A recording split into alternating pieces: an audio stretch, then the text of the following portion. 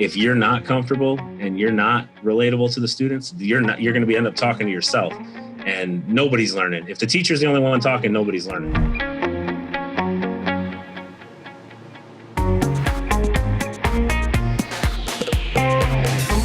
Welcome to LearnOn. I'm Samantha with EVERFI, and today we're talking about student health and well-being. Supporting students, whether in the middle of a global pandemic or not, is not for the faint of heart. I have my friend Frank, an administrator from Michigan, here with us today. I'll turn it over to him so that he can introduce himself. Hi, everybody. My name is Frank Kyewski. I work for Warren Consolidated Schools in Warren, Michigan. I wear a few different hats for the district. I'm in charge of the health and PE curriculum for the district. I'm in charge of educational technology and the use of technology in the district, which includes managing the learning management system that we use here. And I'm also currently filling in as an assistant principal at one of our high schools. As a student, I have to admit that sometimes I didn't take my health or those trying to teach me about healthy decision-making as seriously as I should have. How are you combating the latest epidemic of teen eye rolls?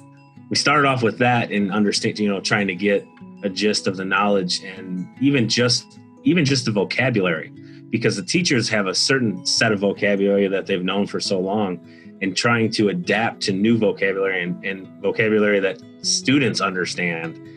You got to be relatable, and health is one of those subjects where you have to be relatable with your students, and it's a real conversation. It's not necessarily that whole top-down conversation that you would have maybe in like a normal math class or something. Because if you start using vocabulary that doesn't match what the students are using, you've lost them. I love that you and your team are staying on top of teen slang to keep learning relevant for students. Just like students won't learn from a teacher they don't like, they aren't going to listen to lessons that aren't true to life. How do you make sure you're reaching the most students? I would try to draw in a personal story or a personal issue or a personal something that I dealt with to make it, the kids realize, whoa, all right, so, this is real, and because these topics, it's not the Pythagorean theorem. It's not something that's been around for hundreds of years and stuff that's going to be around at the same time, So this stuff, it's different. It's fluid. So trying to stay relatable, get the kids to realize that you're a human and that you care. I mean, obviously that's a big part too, that, you're in the health class because you want to see them. Basically, you're there to provide education for the full life. I think we all hope that our lessons will withstand the test of time, but part of the learning process is making mistakes. How do you remain optimistic about empowering students as decision makers while still being realistic? We've all learned it from the time we were little, right? Honesty is the best policy. Being honest with yourself and realizing, hey, this is happening. This is going on. Don't deny it. Realize that it's happening. Realize that it is a problem, but it is fixable. Look for help.